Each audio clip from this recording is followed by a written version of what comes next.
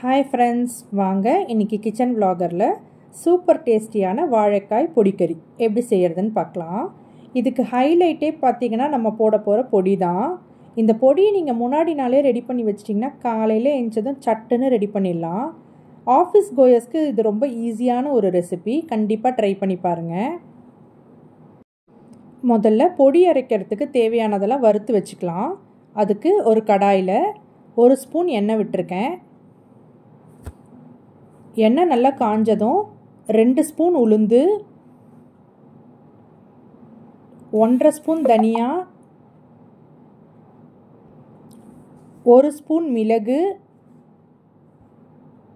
4 காஞ்ச மிளகாய் இது எல்லாத்தையும் சேர்த்து வறுத்துக்கிறேன். இது கூடவே 1 கொத்து கருவேப்பிலையும் சேர்த்துக்கிறேன்.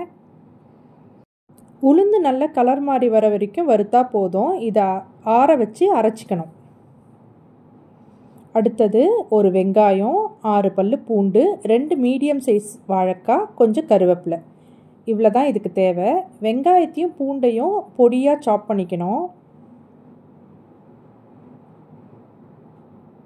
வாழைக்காவை க்யூபாக கட் பண்ணிக்கணும். இந்த மாதிரி எல்லாத்தையும் கட் பண்ணியாச்சு. பொடியும் கொரன்னு அரைச்சி வச்சுக்கணும்.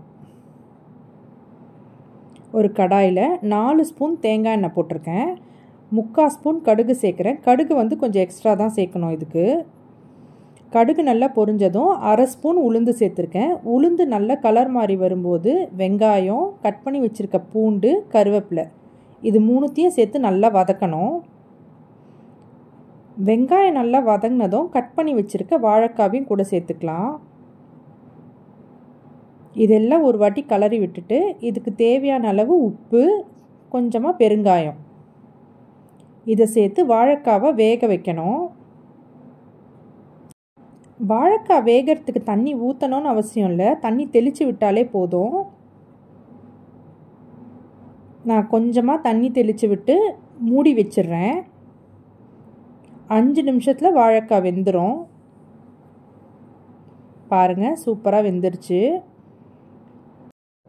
இப்போ அரைச்சி வச்சுருக்க பொடியை இது கூட சேர்த்துக்கலாம். நான் சொன்ன பொடி அளவு 2 மீடியம் சைஸ் வாழைக்காய்க்கு கரெக்டாக இருக்கும். இந்த பொடி சேர்த்ததும் ஃப்ளேமை கம்ப்ளீட்டாக சிம்மில் தான் வைக்கணும். ஒரு 5 நிமிஷம் இதை நல்லா கலரி விட்டிங்கன்னா சூப்பராக ரெடி ஆகிடும். பாருங்கள் எவ்வளோ சூப்பராக வந்திருக்கு. இதை கண்டிப்பாக ட்ரை பண்ணி பாருங்கள். வேறு ஒரு ரெசிபியோடு உங்களை பார்க்குறேன். பாய்.